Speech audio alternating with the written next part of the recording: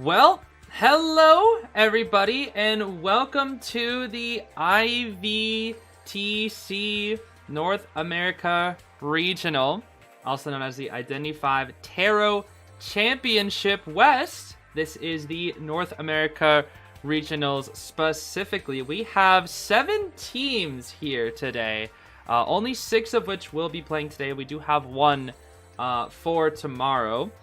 But we have a lot of small things to go over before we take a look at the match. First, we have the bracket here for the NA Regionals. In our round 1, we have Team Rocket versus Xena. We have PMO versus GR8V. And we have BigBack Gaming versus Sharks. Those are the matchups that we will be watching today. We also have Mean Girls that we will see in the first round of tomorrow, I believe. So that is the bracket. We have the order here, as you can see. 1, 2, 3, all right in a row. These are the matchups. We also do have a prize pool for these players here. A total prize pool of 291 USD for the champion of the IVTC West. So that's pretty cool that there is some prize pools involved. There was also a winner, I believe, of the different regions, I believe, that have already happened. And I think it is right here. Unfortunately, it was deleted from the project folder. But these are the other teams that we will be seeing here from different regions, Outcats and I'll Be Found. They have already qualified for the finals of the IVTC West. So we will be seeing them very soon, I believe in 2 weeks from now during the finals. But for today, the 6 teams that we will be looking at here, we have Team Rocket. And we also did get the information on all of these players here. We have quite a few talented players on this team.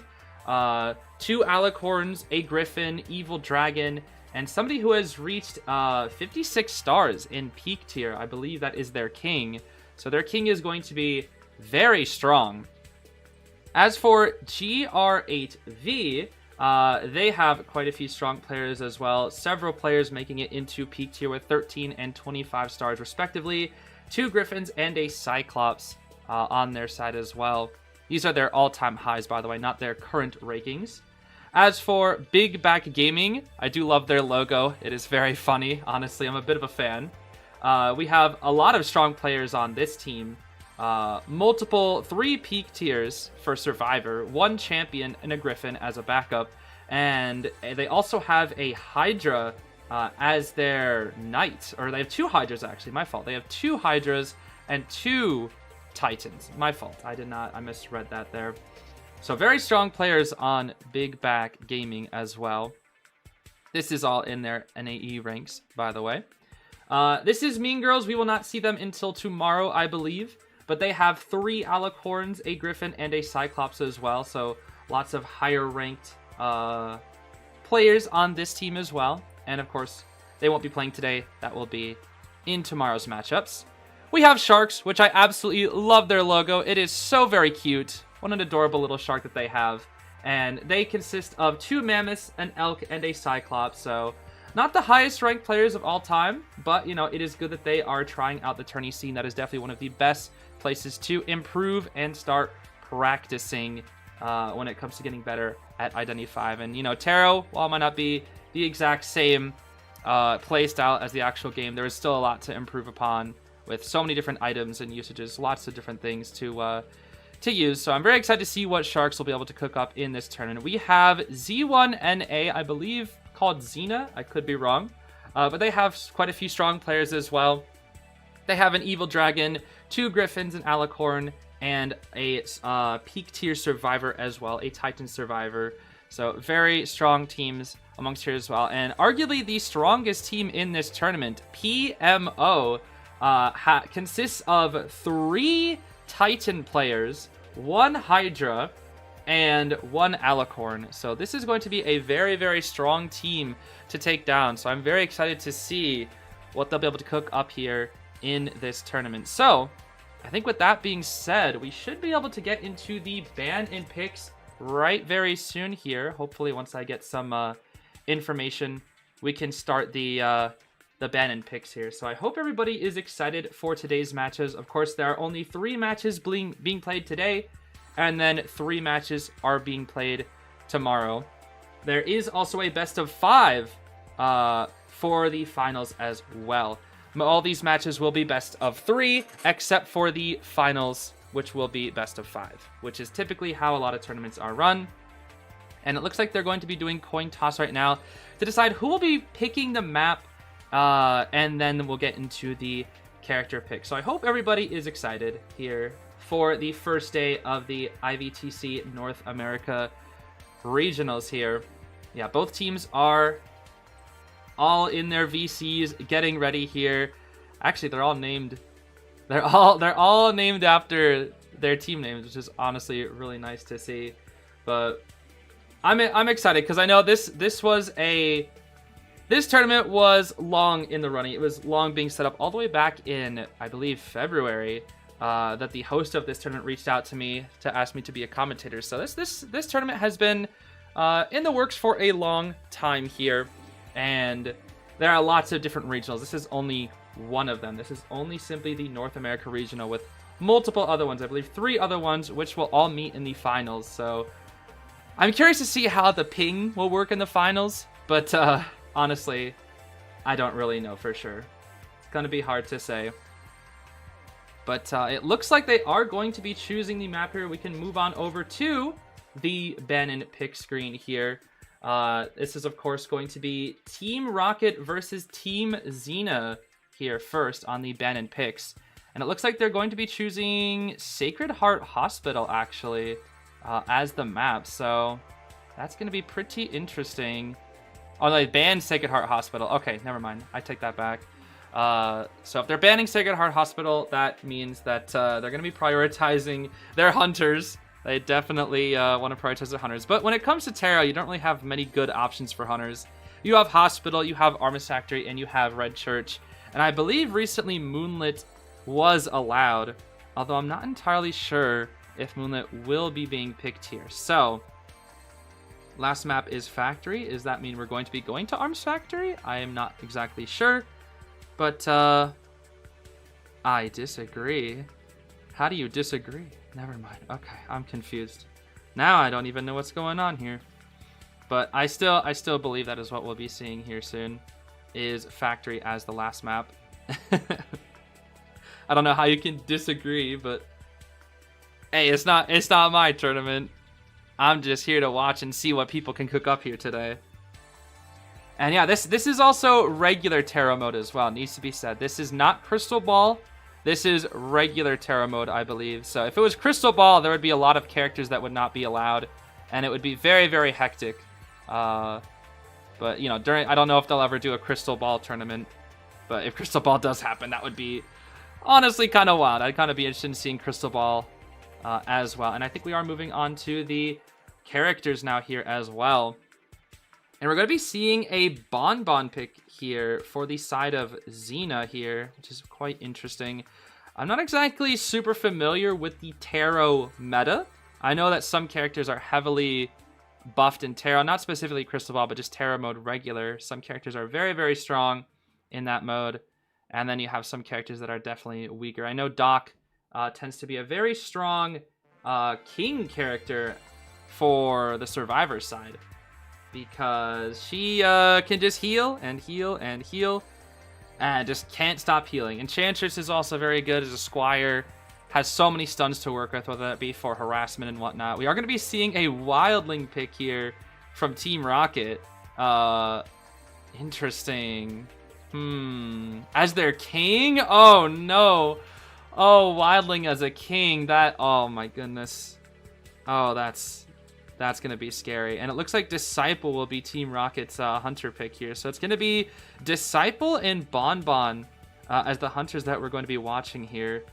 Needs to be said as well that when it comes to Tarot, this is going to be a very interesting watch, since we have to keep track of 2 things at once. There are hunters and survivors both run around the map, but 2 sets of them going on at the same time. It's going to be very difficult to see what's going on.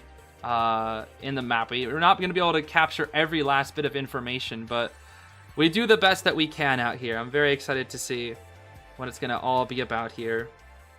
And another perfumer pick here from the side of Xena will be... Is that their squire or is that, I thought their king? I believe that is their king. Okay, perfumer king and then wildling king. I can't help but wonder if wildling is a stronger king. Again, I'm not super knowledgeable when it comes to tarot, but I do feel like wildling will be a stronger king than perfumer, especially since...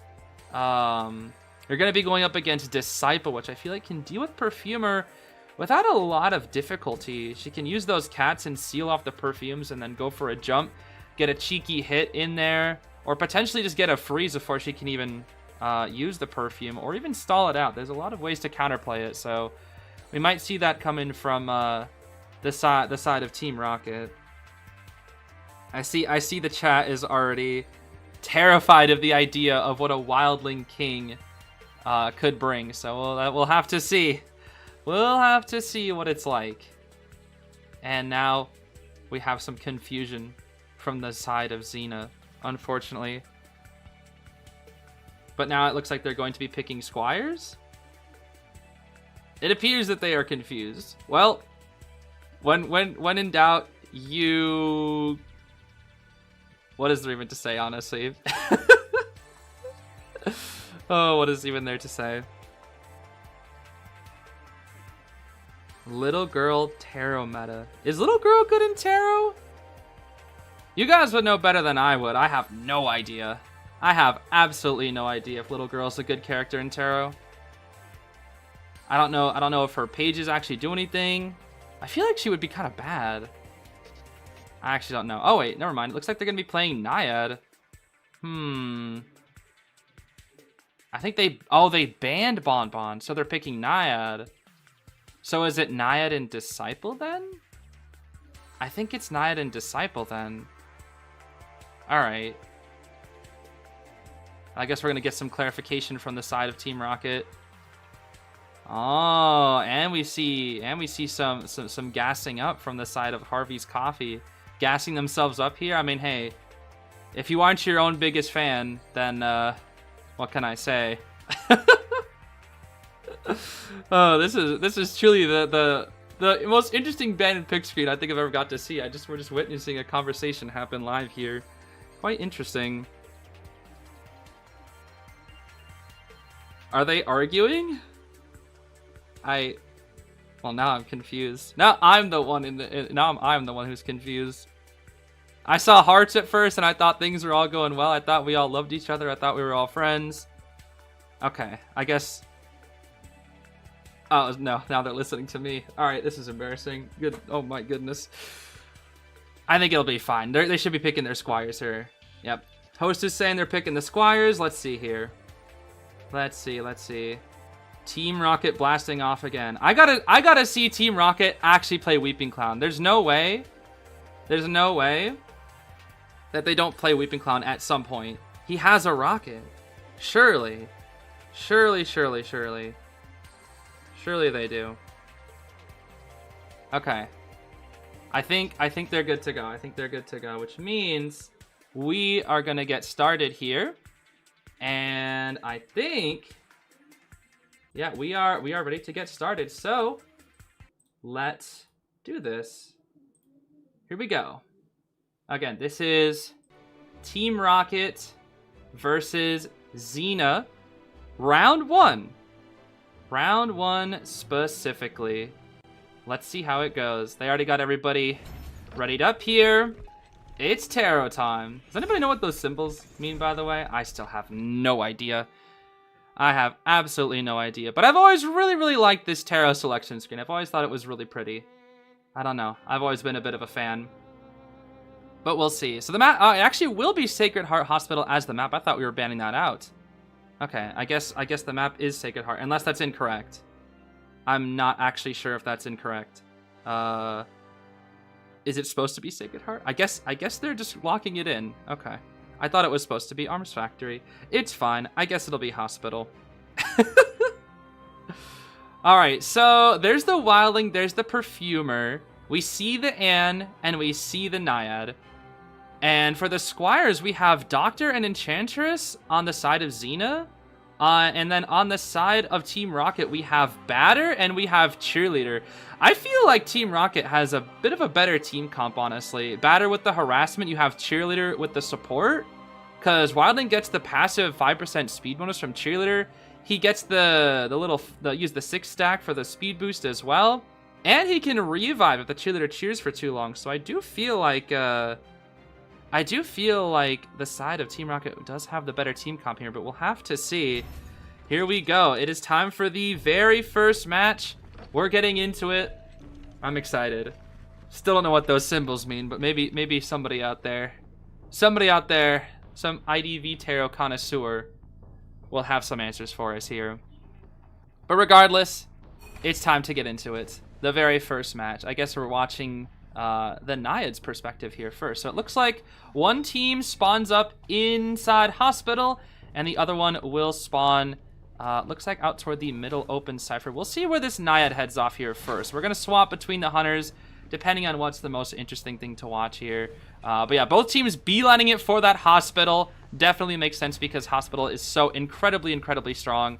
And we are going for, we gotta get that Wildling right away. Now, unfortunately, we can't exactly tell what items all the players have, do we? Oh, we could. I think we should do it from this perspective, actually, so we can actually tell and see what items exactly people are going for here. This Naiad actually looks like she brought insolence because her presence is already charging immediately, although nobody has seemed to got a hit just yet. So I think we can now check in, see what the Disciple is up to. Actually, the Disciple did manage to get a hit onto the Squire Enchantress here. Which means we are going to be seeing a couple of stacks onto the Enchantress ready to start supporting here. I don't know if the Anne is going to be looking for presents for some of these easy quick hits, or if she's going to actually try to go for the King immediately here. But as a reminder, she has to be going for this Perfumer. And we do see a lot of stun reduction here from this Anne. We see Addiction, we see... Oh my goodness, that is stun reduction for days. That is 2 back-to-back hits here. We see a pallet stun follow-up. We do not see any form of pallet stun follow-up here. From that Doctor. It looks like she'll just try to run away and heal. We will be sealing off the perfumes, and that pallet will be dropped. We're going to beeline it straight back into hospital here. So far, so good. Their perfumer has not taken a single hit and still has 3 perfumes to work with, so this is still going to be a long game. That Enchantress is stuck on the ground, though. We do see the perfume. We will actually perfume all the way back up, but that'll be a drop-down hit onto the Doctor. Going to be able to continue body blocking for this perfumer. She will take the cat. Will we see a perfume in time? She hits the tree. That's not what you want to hit. Ooh, the perfume has been stalled out. She'll hit the Doctor here instead. And that's a lot of hits from this Disciple. Let's check in with the Naiad here. Neither team, or neither knight has used their excitement, I should say. A huge Dark Pulse coming out there with the addiction from the Anne once again. Lots of stun reduction here. The Wildling will get on top of his boar and is already taking a single hit here. As a reminder, when it comes to... Oh my gosh, Cheerleader can boost the Wildling speed while he's on his boar. I did not know that. But when it comes to Wildling versus Naiad, the water will actually force him off of his boar here. But with how much distance he's getting, it's going to be really hard to water him here in the first place. I mean, he's just so good at transitioning. Will be forced off of that board, but the Cheerleader is continuing over and over to cheer for this Wildling. And it's going to be very hard to get any form of down here without being at full pres. That actually will be a water hit and a missed flywheel from the Wildling. Will this be the hit? That will be the hit. The Wildling's the first one to go down. And I thought the Am was in the... And there's the excitement. That's going to be the first chair from the side of Xena. 2 more chairs, and this Wildling will be eliminated. This is a very a different pace game. I thought the Disciple was going to be leading the charge here, but it looks like it's going to be that Knight instead. And with both the Batter and the Cheerleader being injured, this is going to be a very tricky rescue. One is going to have to sacrifice themselves to the other. Now that this Knight is at full presence, it's a lot harder to deal with this camp. The Cheerleader will be going down. Wildling does have that bubble to work with, which means he's going to be able to automatically get on top of that board without too much trouble. Let's check in with the Anne here. And she's still chasing that Perfumer, has only taken a single hit here. Yeah, it seems like he's having a lot of trouble getting this down at the Perfumer. She does grab some elbow pads here, and the doc will stand in her way. This Doctor actually putting in so much work here. That's a lot of distance being brought for this Perfumer right now.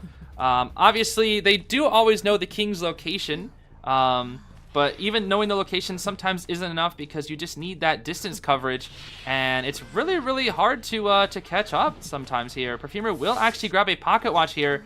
Lots of items being used here. There's so many items getting on this Perfumer here. Will we see the perfume hit? Did she use a double items trick? I actually don't know. I can't remember if you can have more than one item in Tarot or not. That was actually kind of insane. Regardless of what happened there, that was very impressive from the Perfumer. And a beautiful juke into the pocket watch here, but we'll still manage to get it hit. Yeah, now both teams, Kings, are sitting at 1 health away from being downed. The Wildlings boar is still not recharged. It looks like it's pretty even right now. Unless this Anne can manage to get the down on the Perfumer, though, it's still going to be leading for Team Xena here, though, I must say. Hospital proving to be a huge issue for both of these hunters, though, but with 2 jumps, Anne will be able to catch up and finally get a down. So now it's looking like this is going to be a pretty equal matchup here. The Enchantress is a bit too far away. There's a gun being used, and we will smack that Patty down onto the ground. She's going to take a long time to heal because of her passive debuff, and Doc is the only one who can manage to get the rescue. And oh my goodness, can she get it? She doesn't get it! Oh no! It's turned around again! Is this another comeback? Both squires are down. Nobody can rescue their precious Perfumer. I don't know what's gonna happen. The Enchantress does come back. They actually get up at the same time. What beautiful teamwork from these squires, getting up at the exact same time to secure this down. The bubble will block that hit onto the Perfumer. They are still in this game.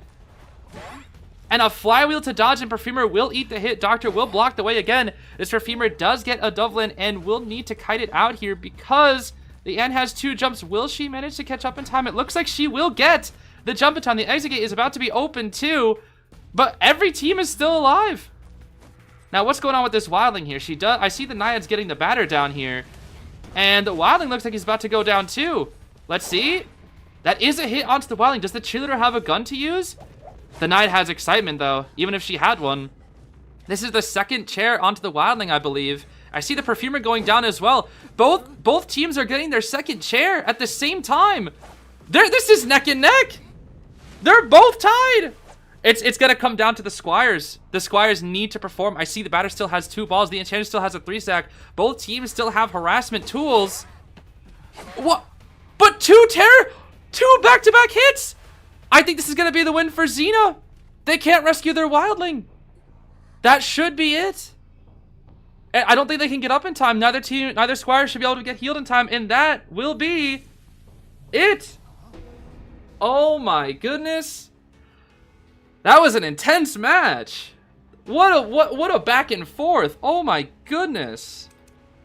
An insane back and forth from both teams. Oh my gosh. Which means this now puts Xena, I believe, at 1 point here in this match. That was an exciting first match, I must say. That was a very fun first match. I don't know about you guys in the chat, but that was a fun one. That was a fun one. Oh my goodness. I am very excited. Very, very, very excited. Okay. So now the question is, I don't believe they have those same kings and those same hunters going into round 2. So can we see the Team Rocket comeback? Or will it be Xena to get it in 2-0 fashion? That's the big question of the day here. I don't know, chat. What are we thinking? Who we putting our bets on here? I kind of want to see a bit of a comeback here from Team Rocket, honestly. At least for me, I'm a bit biased when it comes to tournament matches like these. I always like seeing round 3s. I'm a huge fan of round 3 situations, so anytime I can see round 3, I'm always going to cheer it. So call me biased, but I'm going to be cheering for Team Rocket here a little bit here in this next round. But regardless, that was a good first match. So I know that these 2 teams can give us some very, very interesting matches here going forward. That is for sure. Okay. So let's see. They should be starting the abandoned picks here in just a second. So let's see here. I think, yeah, they're already starting the abandoned picks. Let's head on over here. I don't know what the map is, but I guess we'll find out here. So Doctor is banned. It looks like they really don't want to have to deal with Doctor, it seems, which I totally understand. I mean, Doctor is As we could see for that Anne, was definitely a bit of a pain, without a doubt. Definitely a bit of a pain here. I see that Naiad in chat as well. Yeah, you were very, very impressed with that game. I can't believe that that very strong camp at the end was what secured it, I think, in the end, because that was a neck and neck game for sure. Absolutely neck and neck game. Oh man, that was just. It was so chaotic. It's so chaotic watching basically 2 games at once. 2 IDV games going on at once with so much support.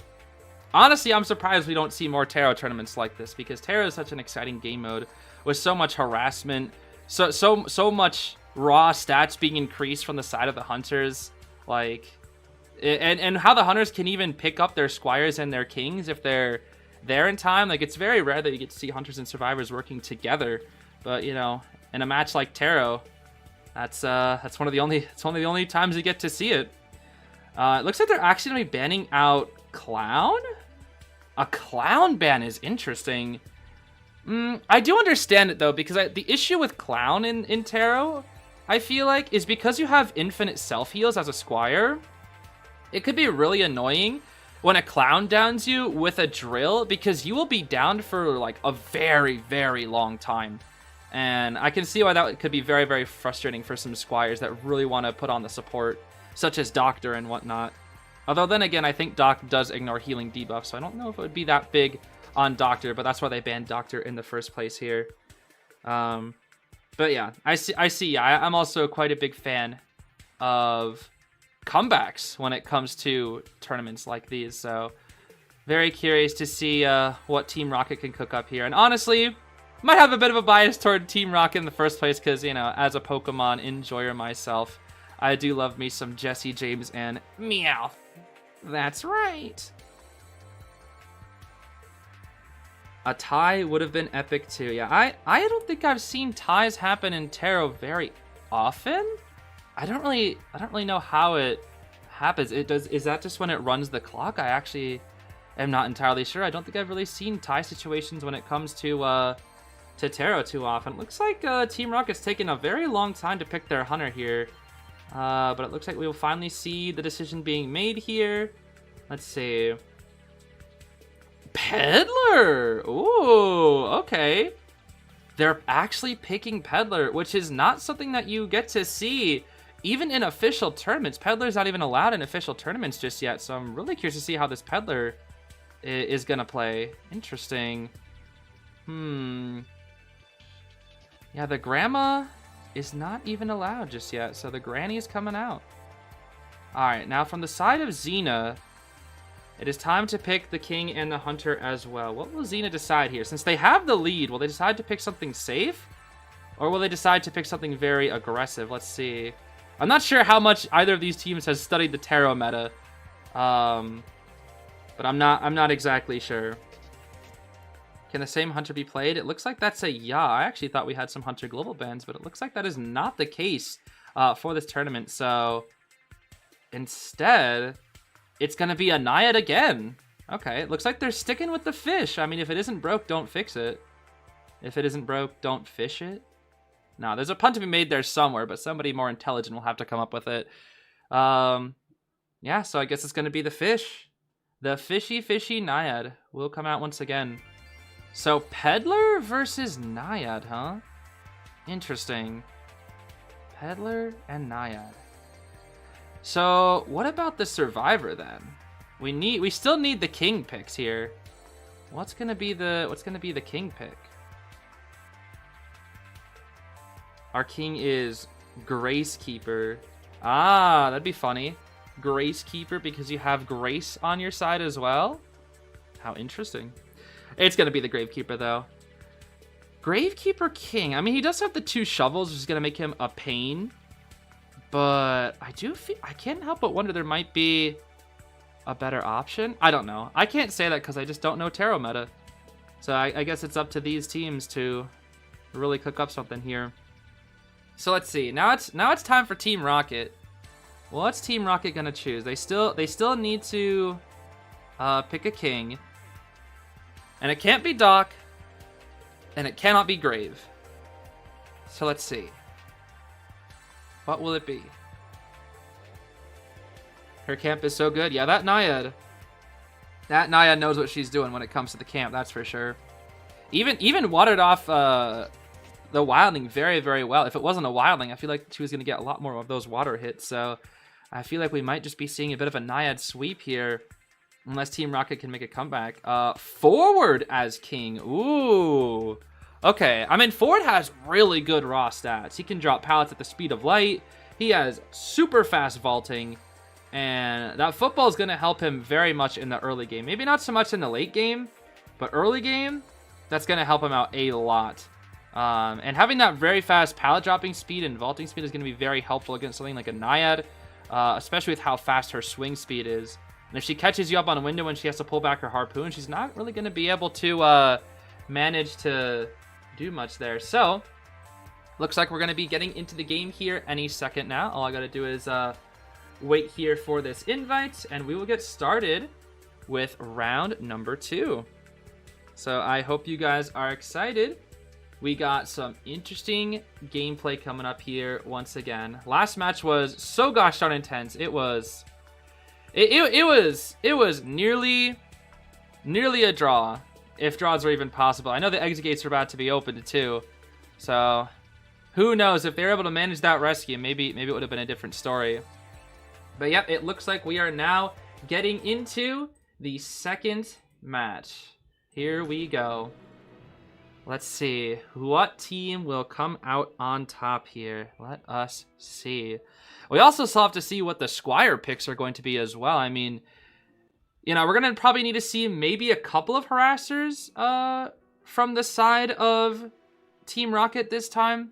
I'm not really sure. They really have to deal with that Naiad in some way. I mean, Naiad is not exactly the easiest character to harass with, but we'll just have to see.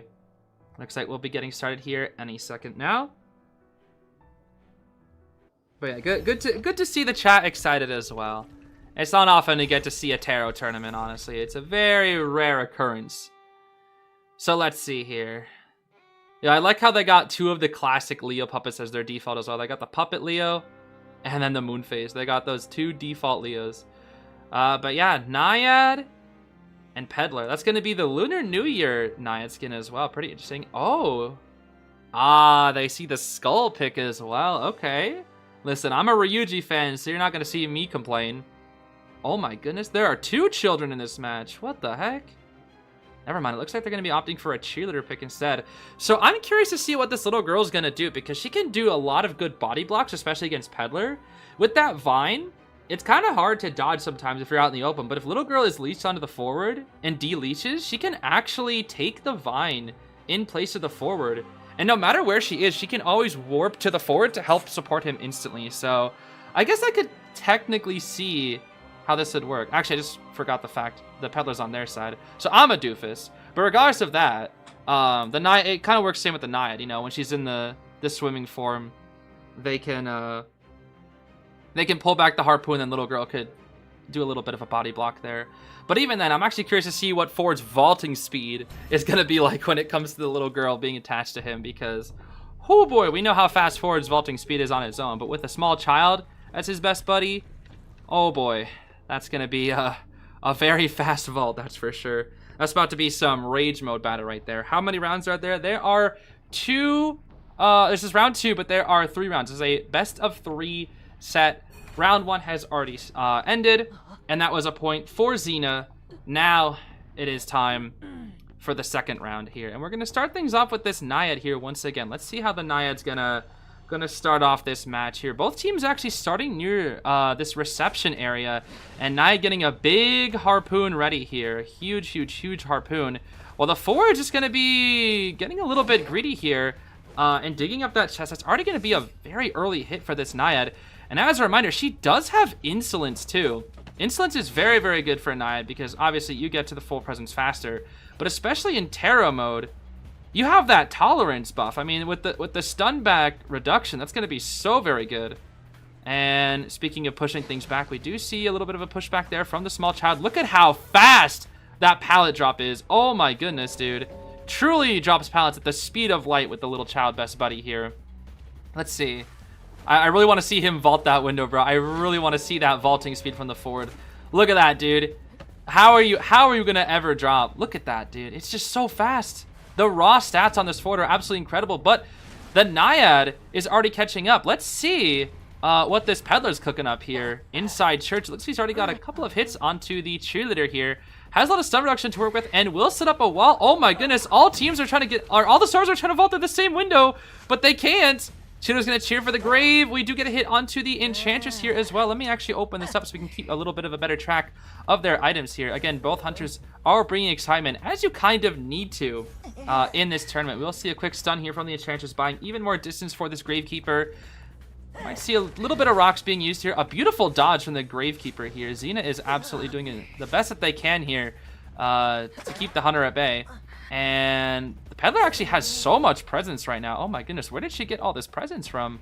That's what I'm wondering here. Let's see. Rocks being used once again, but it will not connect. We do just go for a down to the enchantress to get full presence. I don't know how much full presence will help out this peddler here, but from the side of the Naiad, it looks like she's still struggling to catch up to that forward little girl combo. I mean, that raw stats is so good. The gravekeeper finally does use his watch here. His first item being used here outside of his shovels. I guess the earlier presence was got from breaking the gravekeeper shovels, but with 32 stacks, he's not going to go down anytime soon. I mean, he has so much support from this cheerleader right now. That is, of course, until the peddler has knocked both of them down here. So with both squires down on the ground, the gravekeeper's going to have to kite this out solo here for a little while longer. Naiad still seems to be struggling to catch up to that forward little girl combo. It seems like Team Rocket might actually be in a position for this comeback here, although the peddler did get a little bit lost. Just a little bit there with that decoy. Kind of swinging at pallets. Does not want to disrespect them with how garbage her hitbox is.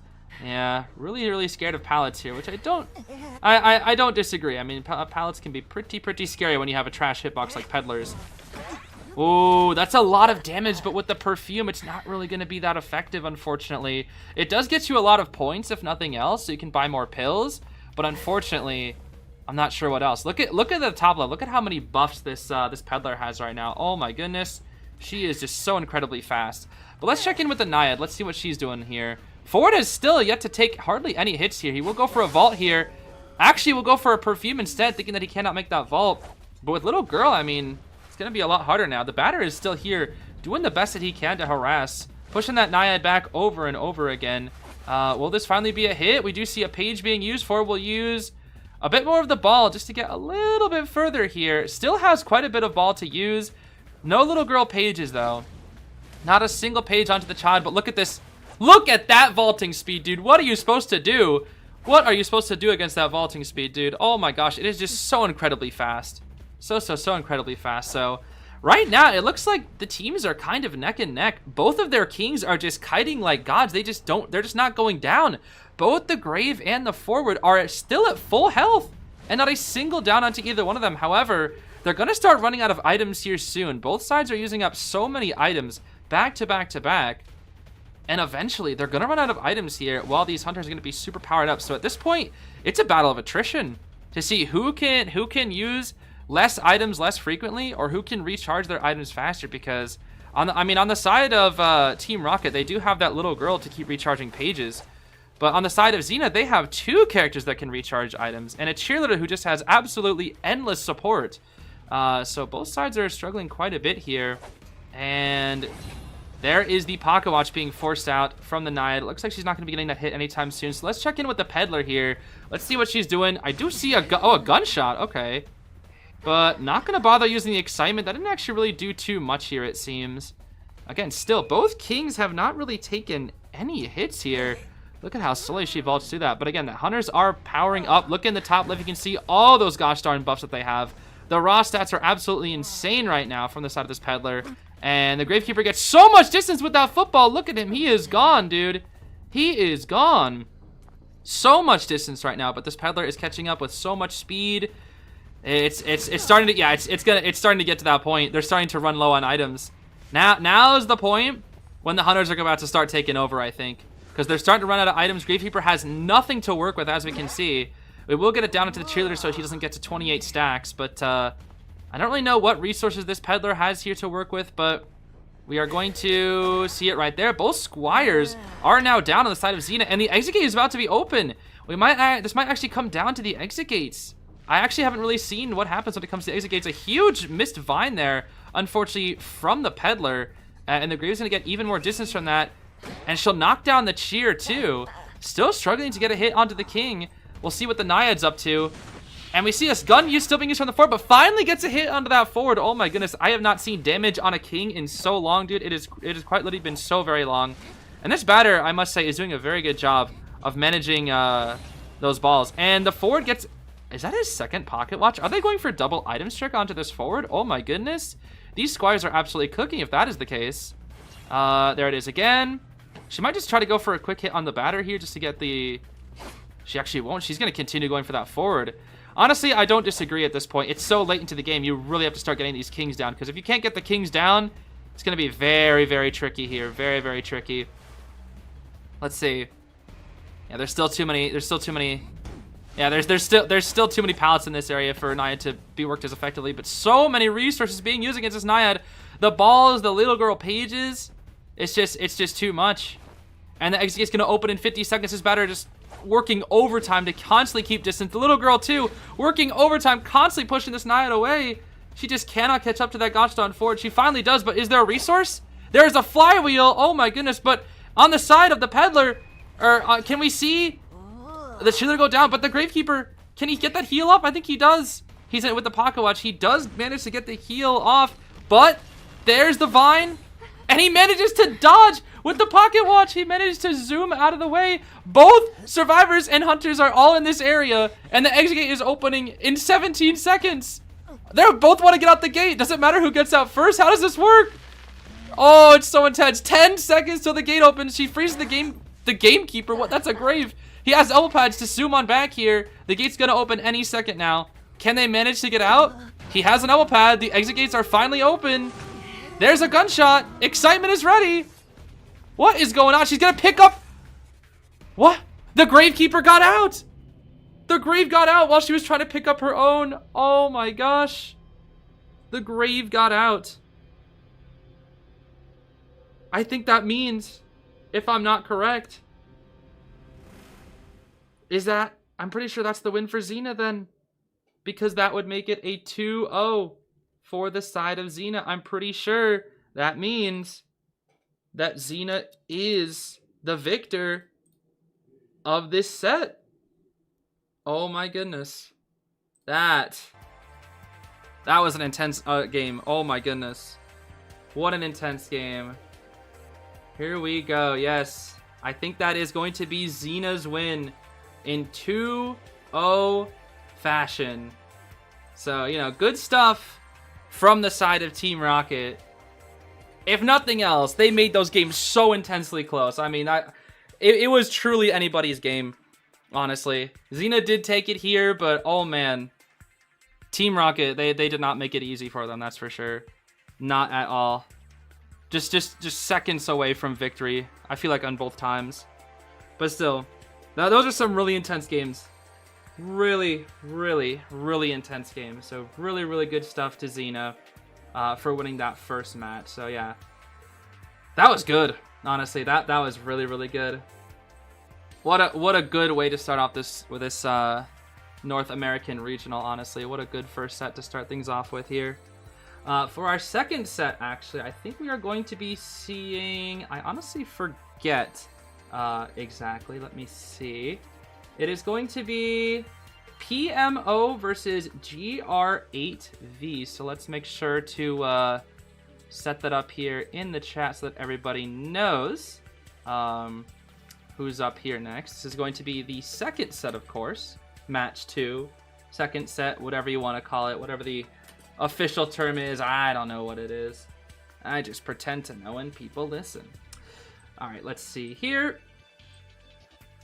Oh my goodness, my mouse thinks everything is a right click. What is going on? That is so bizarre. Let's just try to reset it. This is GR8V.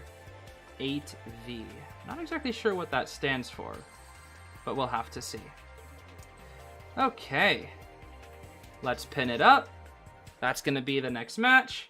And we should get going here very soon once the teams are all set to go. We should be set to go in just a couple of minutes here. So yeah, what do we think about that match, guys? What are we thinking about that match? That set. That was a good set, honestly. Honestly, I kind of miss watching Taro. It's been I personally have not seen Taro matches in quite a while. Haven't even played in Taro matches in quite a while, but honestly, seeing the gameplay here today from these teams is kind of making me miss it. I can't even lie. I can't even lie. It's been pretty fun. Cooking with the Peddler, the Naiad, the forward plus little girl combo actually looks really solid. I mean, even though it didn't win it in the end, it seemed just really strong because it was giving, you know, that Naiad a run for her money. That's for sure. And we saw how strong that Naiad was. So that forward little girl combo, I don't know. It looks pretty scary. I can't even lie. That vaulting, that pallet dropping speed, and especially since Naiad doesn't like breaking pallets, like having to force her to break pallets can be very frustrating, I must say. Can be very annoying for Naiad. But it looks like we'll be seeing the teams get ready here in just a couple of minutes. Looks like we're just checking in with them here, so we should be starting it very soon. And yeah, I guess we can take a quick peek at both teams here. Let's see. So it's going to be, yeah, GR8V. Here are the players on this side. They do have 3 squires, so one is going to be a sub.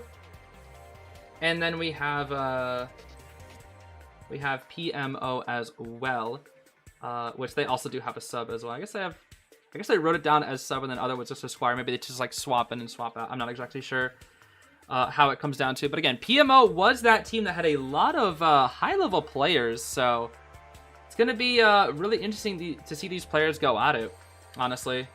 Very excited to see these players go at it with how strong or with how high up in the ranks they are. It's going to be interesting because even if you're a high rank, does that translate to Taro as a game mode, you know?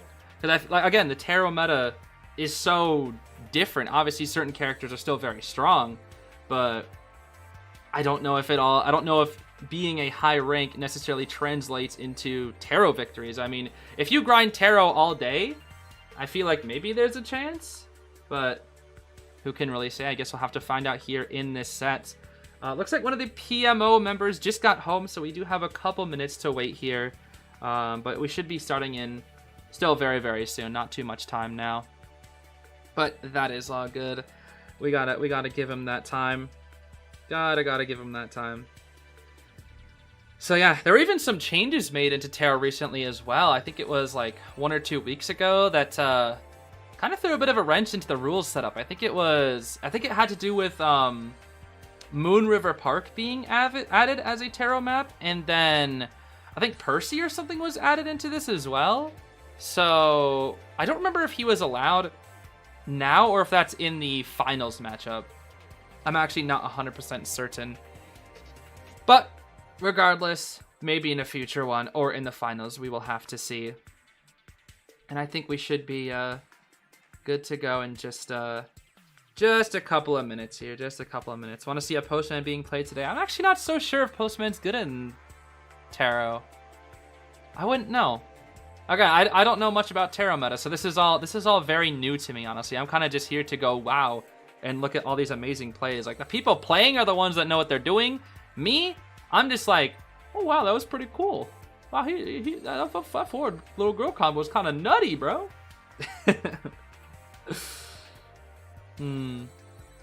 I know in Crystal Ball though it's way different. You got regular Taro, I feel like still kind of translates, but in Crystal Ball, dude, even hunters like Antonio are good, bro. And we all know like how bad Antonio is, dude. But you know, when it comes to Taro Crystal Ball, I've seen some Antonios go crazy. I mean, seen like Violetta, dude. I think she has like triple web shot or something. Like, it's crazy what they do. They make some of these hunters go crazy. Even Antiquarian has her flute recharge. Like, oh my goodness, I know it's slow, but that's still scary, dude. An anti with flute recharge. Could you imagine that in a real match? Oh man, oh man, that'd be terrifying. How do you even master that? I'm actually surprised we haven't even seen a Calibo yet, too. I know Taro loves their cowboys. We haven't seen a single cowboy, like, assassin. I'm telling you, whenever I used to play Taro, there are cowboys everywhere, bro. Everybody's out there playing that cowboy, but we're not seeing any cowboys here. Maybe Cowboy Kevin is just lying in wait for his day to strike and assassinate the other team's king. Because trust me, dude, he's scary in this game mode. He is scary. Not just Crystal Ball, but this one too. Not just Crystal Ball, because he can quite literally grab you, walk you over to the hunter, and completely mess up your kite. And there's not much you can do about it, so it can be pretty scary. We actually are just about to get into it here. It looks like the coin toss is happening, and it looks like Team GR8V did win the coin toss, so we should be seeing, I think, a map pick from their side and a map ban from the side of, from PMO or something here. It should start any second now, actually. Yeah, let's see here. It looks like they're about to choose the map here. Let's see what it's going to be. They're going to be choosing Hospital again. Okay.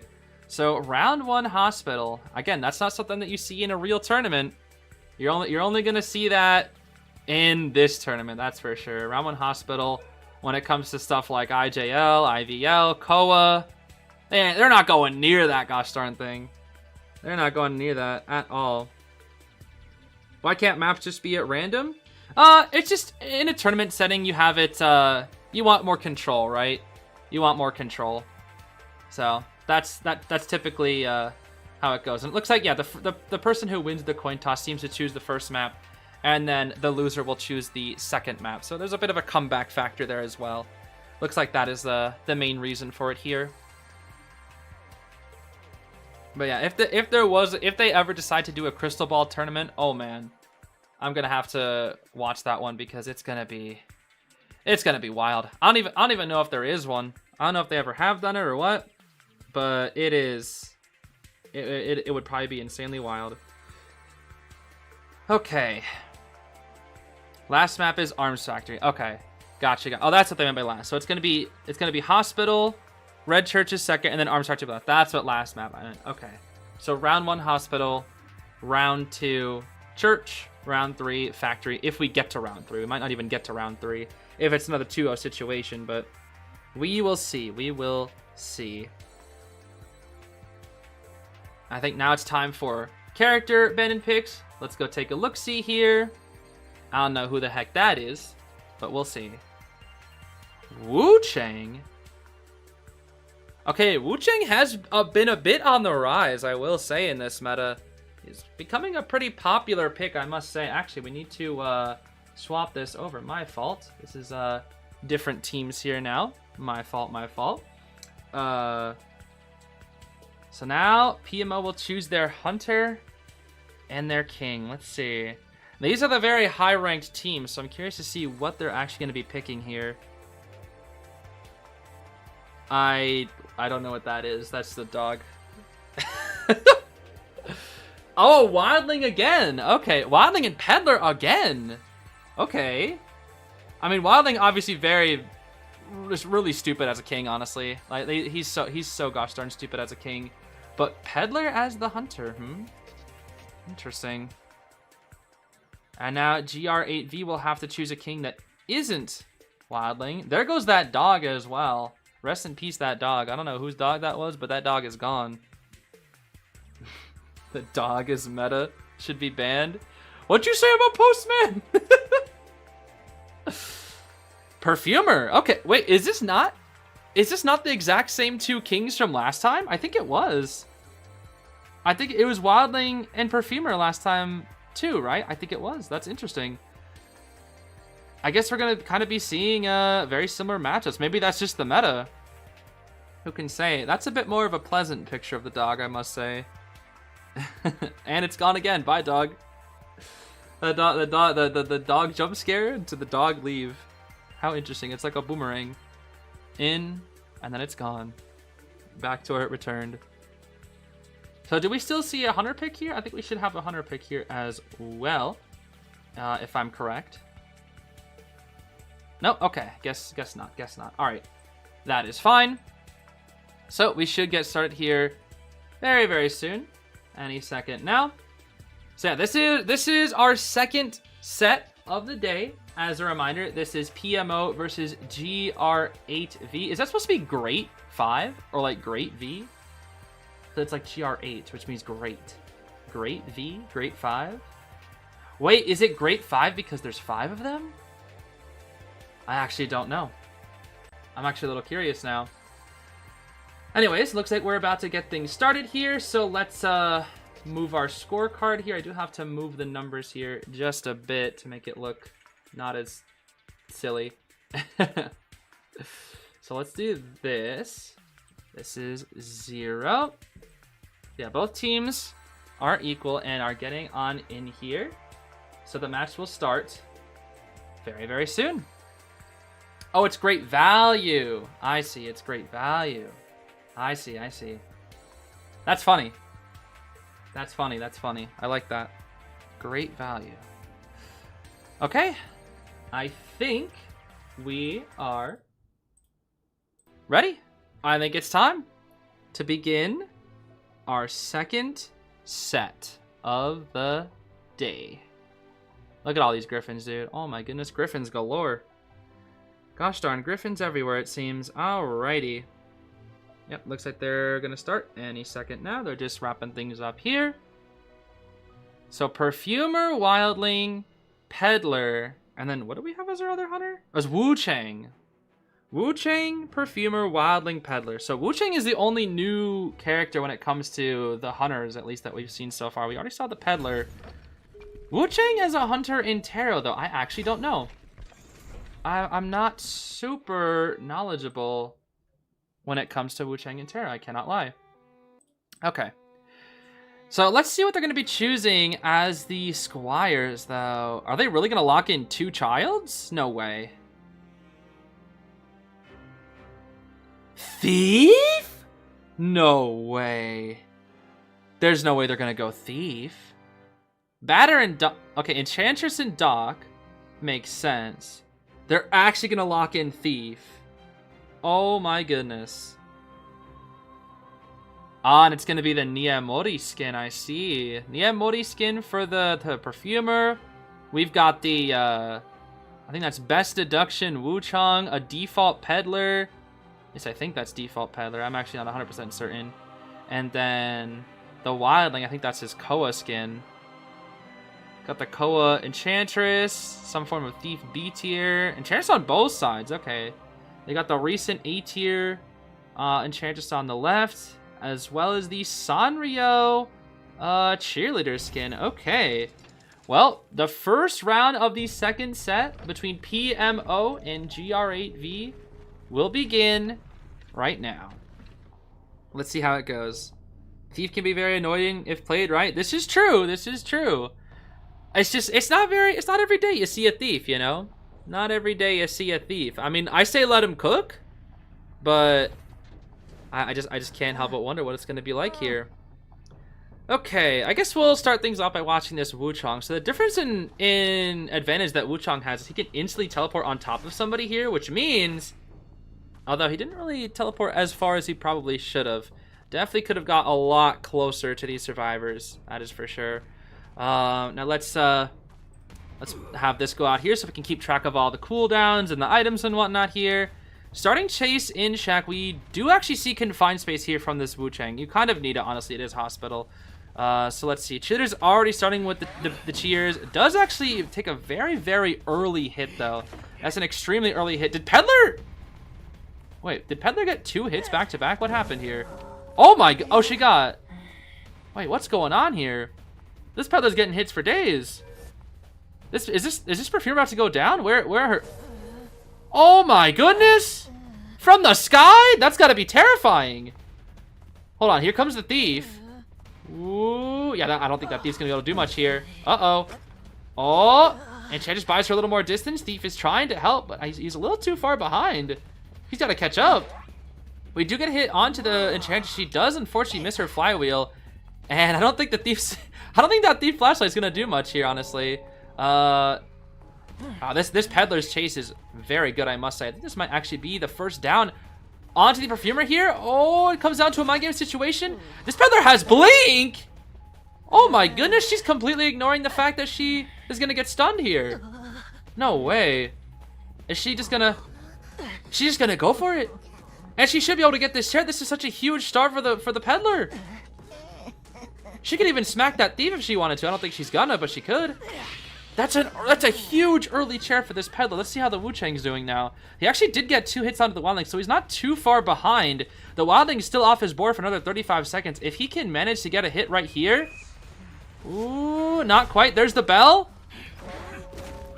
Oh, it hits the Enchantress, though. That's so unfortunate. He really needs to get that hit as quickly as possible because he is behind right now. But it is possible, especially with Blackguard. His Blackguard's raw stats are so nice. Oh, we almost saw a stun into a pallet stun. That would have been a beautiful, beautiful combo from the Enchantress, but she will be going down here instead. Both hunters are now at max presence. We're just gonna, just hit both survivors down. Look at that attack recovery, dude. Oh my goodness. The attack pill plus overwhelm. But unfortunately, the Wildling is back on his board. Look at how fast he vaulted that window. Oh my goodness. Oh, that is so scary. Yeah, so with Wildling on the board, I don't think this chase is gonna do too much. Let's see how the peddler's doing here. Let's see how she's doing. Looks like she did just knock down that Enchantress here. The thief is still pretty healthy. The Perfumer is going to be healing up. Does have a good amount of distance here, but the peddler will be able to... She could have terror shocked that thief. Oh my goodness.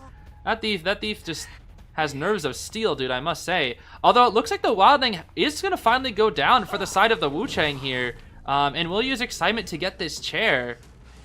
Okay, that's good. That means they're about equal right now, because this peddler still has yet to get her second chair. It's still neck and neck, honestly. It is still kind of neck and neck. She really has to deal with this thief, which can be pretty annoying. A really good flywheel to buy lots of distance from the Perfumer. A good combo from the flywheel. And then the stun. And a 3-stack. And that's going to buy so much distance for this Perfumer. Peddler is going to break that pallet because it can be quite annoying. That's a second down. Oh my goodness, this Wu Chang. Wait. Oh, the peddler doesn't have time. Yeah, she instead of picking up the... Actually, no, we will pick up the Squire. Okay. We will pick up the Squire here. And the Wu Chang will just give her a quick tap. And she'll try to get that rescue. But with how fast his attack recovery is... Look at that attack recovery. Oh my goodness. The raw stats are going crazy right now. I thought the Wu Chang was honestly in a worse position. But right now, looks like this Wu Chang is actually doing pretty well for himself. Did the peddler try to body block that? What the heck's even going on anymore? There's 2 Enchantresses here. I can't even tell who's who anymore. It's just so intense, dude. So intense right now. A really good mind game from the peddler, though, going around and around and around.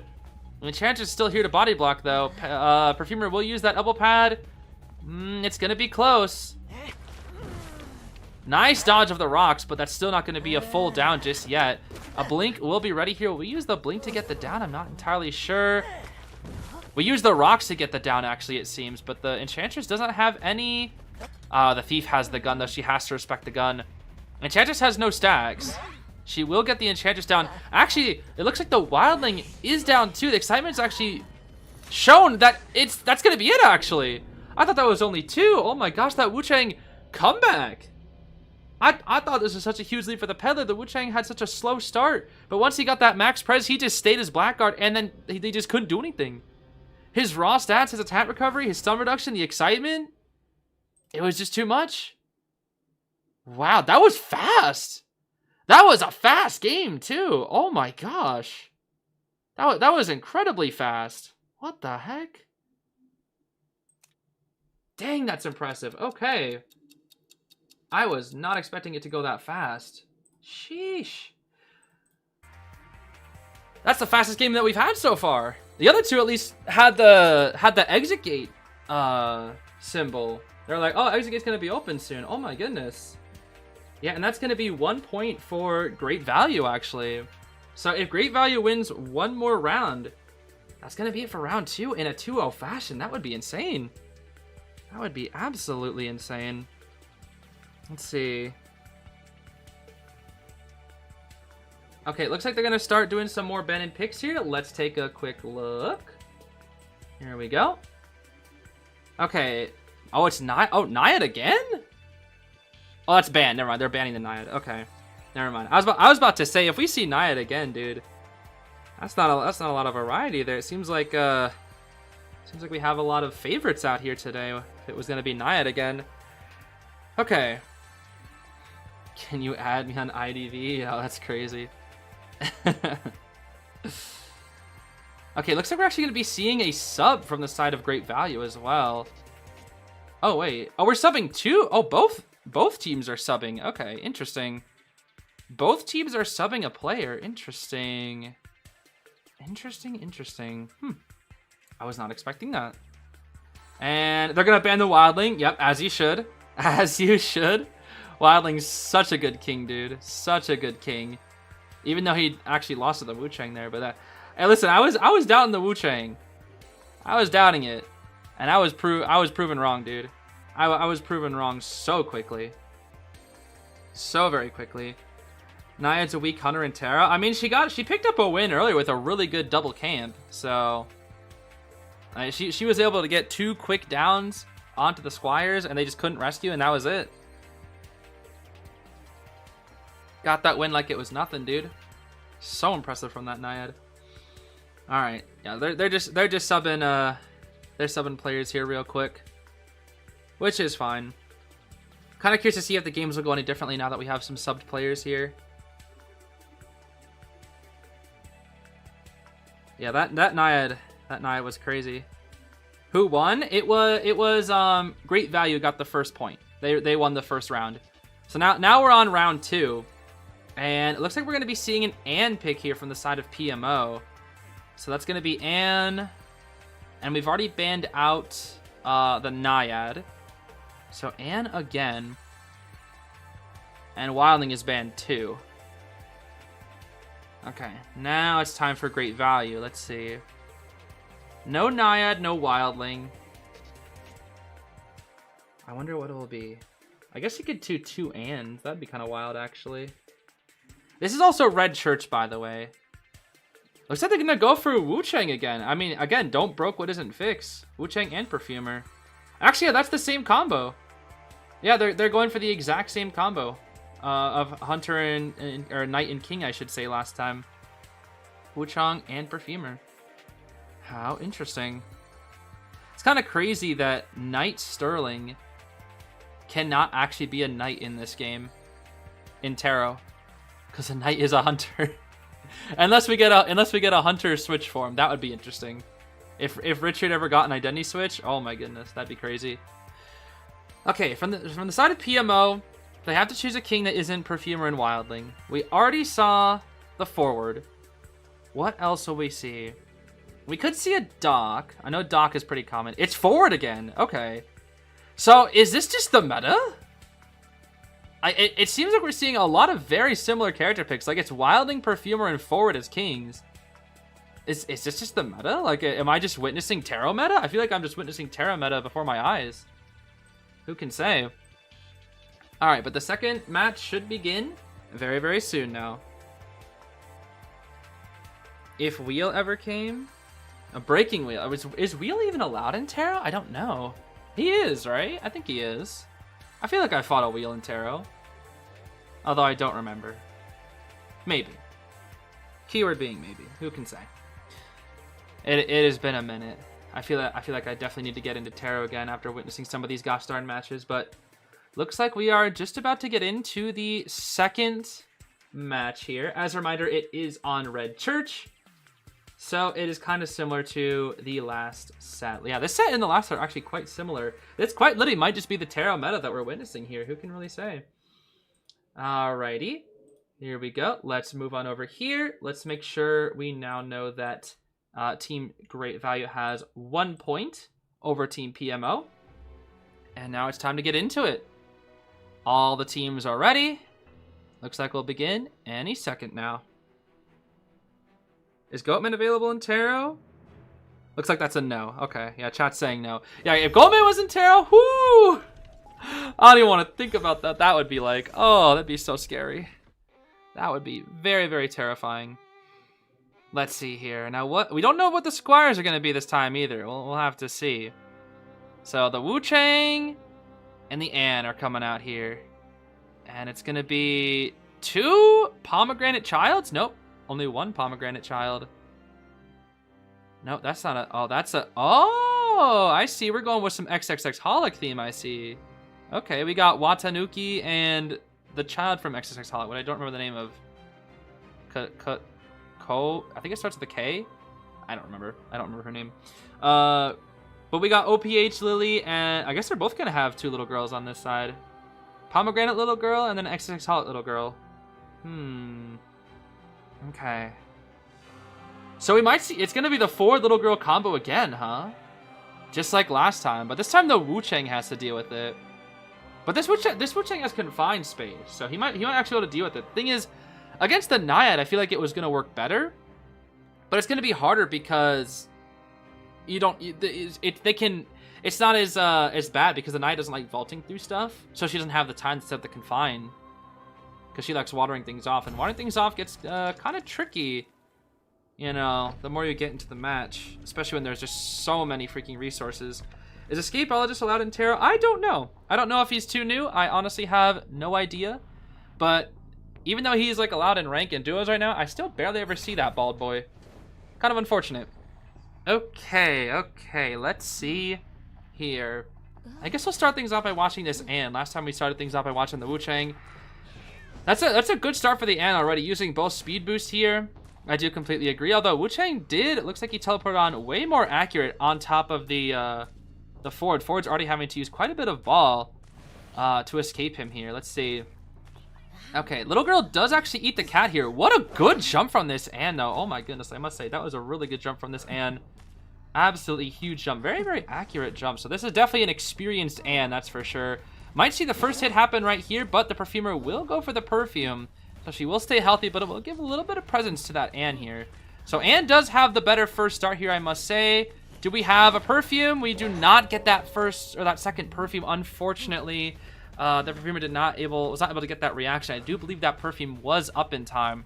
And we do see on the other side, the Ford and little girl combo are doing their thing. They have that insanely fast vaulting speed. Actually, we see both Hunters and Survivors kind of all in this backgate graveyard area. Flywheels just to dodge the cats, but with the cross, we'll seal the perfume and then we'll be able to go for that hit, so then the Perfumer cannot go back. What a well play, or that was a really good play from this Ann. Off to a huge start with 2 hits onto this Perfumer. And we're not really seeing much support from the little girl or the Seer, actually. I'm a little curious as to why they're not giving her much support. This Perfumer's kind of just solo cutting, but there we go. We are now going to be seeing the Owl coming out here. And little girl not managing to use a page to help out this Perfumer. She might be in a little bit of trouble here, actually. Seer's now here finally to start grinding up some Owls. We'll take a hit. That Ann is now at full presence, though. Oh my goodness. That's a full pres Ann right there. She might be getting that down very, very soon. But for now, let's check in with the Wu-Chang here. Does have quite a bit of presence to work with as well. Look at how fast that Ford is vaulting, though, dude. That Ford and little girl combo seems to just be such a pain for Hunters, dude. Just such a painful chase. He can drop pallets so quickly. Look at the difference in that, dude. It takes him so long to break that. We're going to see a decoy here. That's another little bit of distance. Even with the speed pill, this Wu-Chang is having a lot of trouble catching up. Heal excitement for the little girl Paige. That is not something that you see every day. Oh my gosh. Ooh. Oh my goodness. This Wu-Chang is getting work this time. But on the side of the Disciple, it looks like she finally gets his Perfumer down. And it will be... that's the first down of this game. While the Ford is still at full health, we might actually see a bit of a comeback here. Unless this Wu-Chang wants to go absolutely crazy. Let's see. There's the seal. And the bubble is working. The bubble is doing its thing, but will it buy enough time for them to get to that pallet? Little girl's here to try to drop some pages. This is kind of just very mind game heavy, but if you just sit here and wait for your cats, or the gun, I guess the gun can work too. Let's see. There's the pocket watch. But and cats counter pocket watch. I'm surprised we're not seeing...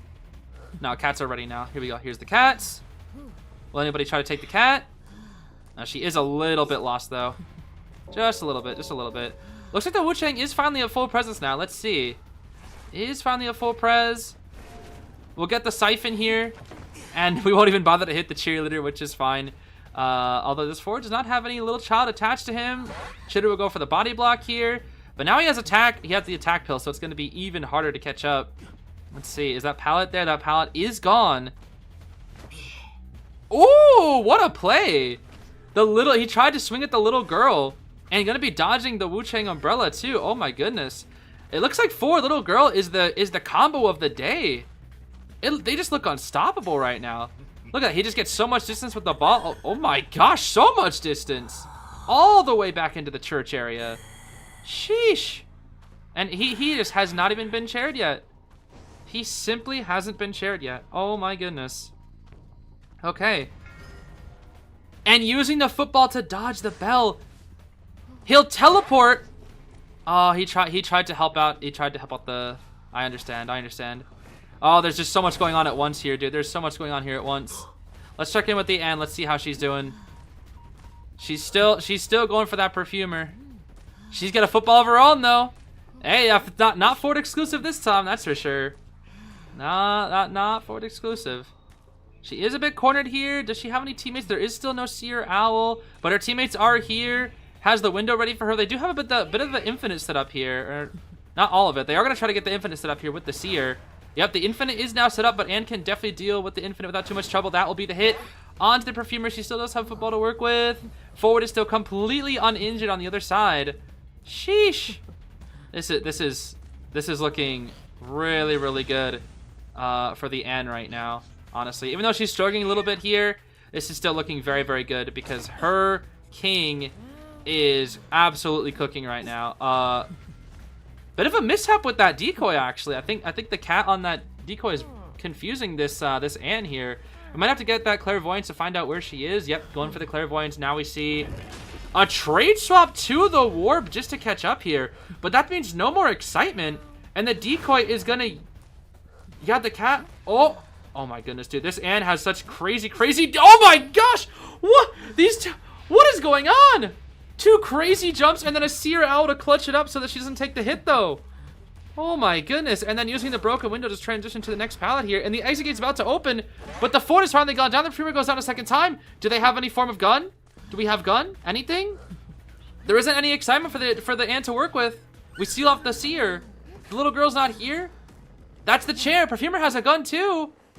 But that's just the second chair. They're both in the chairs. Both kings are in the chairs. Oh my goodness. And the Anne camp is ready. Let's see. The fort I see has a bot on the other side. Wait.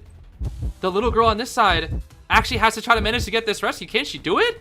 Wait a minute. Nobody can rescue on this side either. Wait. Did the Wu Chang make a comeback again? No way. No way. It came down to the rescue. They're not synchronized. They can't. The cheerleader needs to help. They have to. Look at that attack recovery. Oh my goodness. What do you even do? The flywheel? The bot? Something? Wait, the perfumer went down. Wait, they're heel stalling? Oh, it's so close. Wait, it's so close. Wait, they're both dead on chair. Who chairs first? No, they both the heck? Are you serious? No way. Are you serious? By like half a second? Are you serious?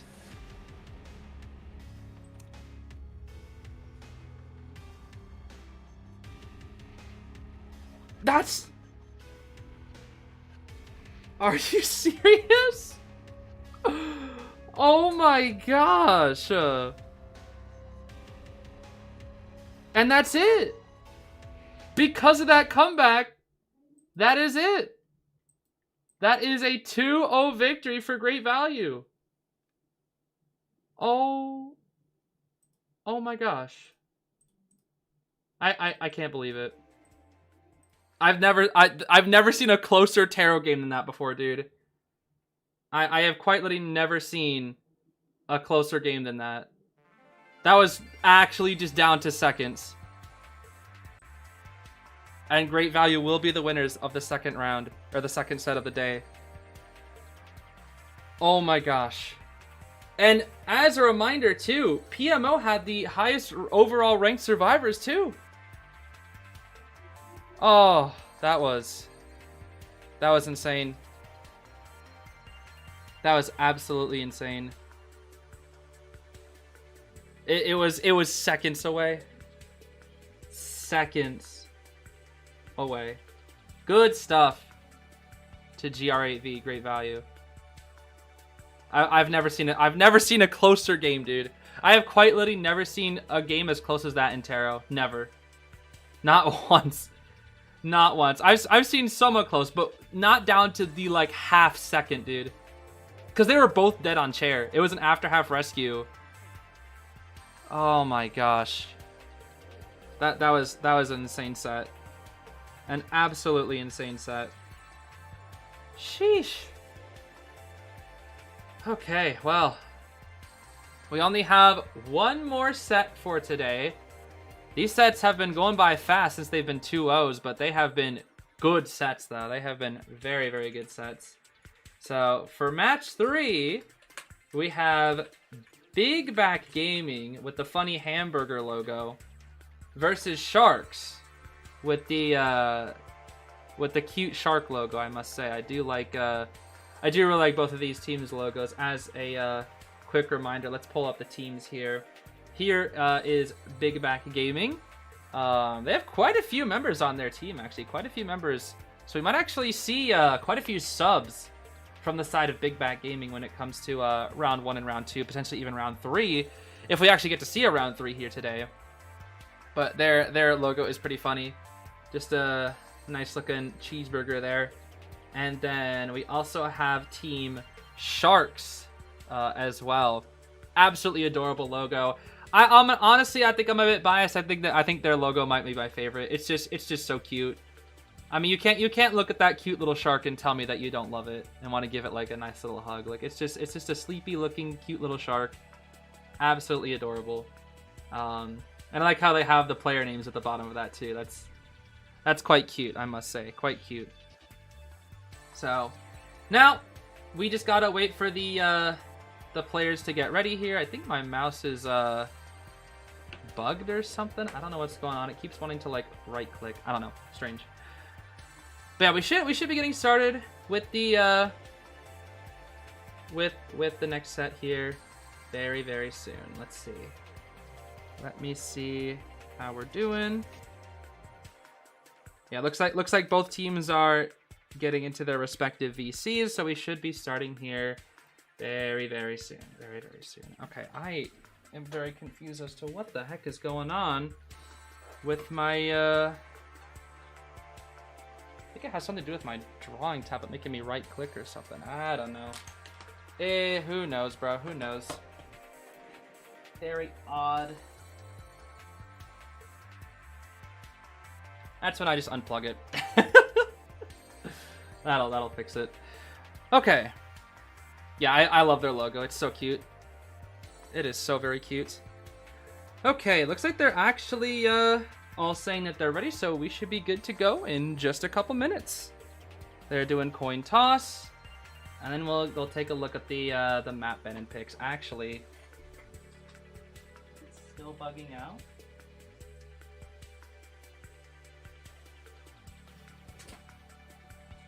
That should do the trick. Okay. And my drawing tablet is freaking out on me now. I'm not really sure what's going on.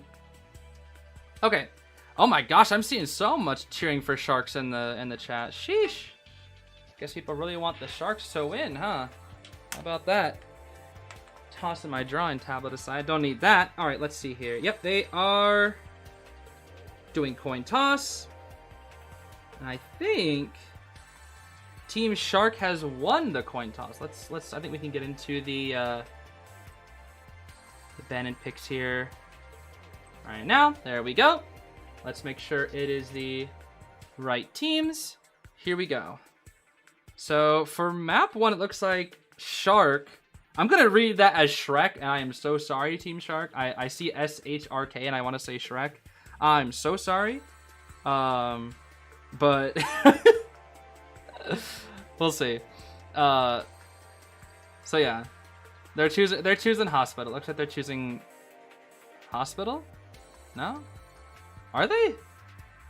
Oh, they're saying scared, not sacred. Oh my goodness. Never mind. What's going on here? Something ain't right. Alright, it actually will be Sacred Heart, though. Look like they're actually choosing Sacred Heart and not Scared.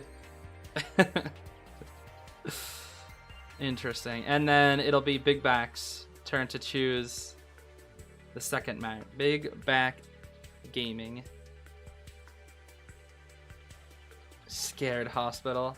I mean, any Hunter main is rightfully scared of Hospital. If you do any form of Hunter rank at all, you will know that Hospital can be an absolute pain for Hunters. That is for sure. They're a little easier to deal with in Terra mode since you get a lot of raw stat increases and whatnot, and that's makes it quite a bit easier, I must say. Quite a bit easier. Let's see. So this is second match. What's the map for the second match? Church? Okay, we're going Hospital Church again. It is very similar. I think this is just the meta. Nobody wants to play on Arms Factory. Yo, nobody want to play on Leo's map, bro? Come on now. I gotta see some love on Leo's map. He's gonna be so sad. He's like, nobody wants to play on my factory? Yeah, even Sharks realizes it. See that? Look at that. Nobody wants to play on Arms Factory today. Bit of a shame. Bit of a shame.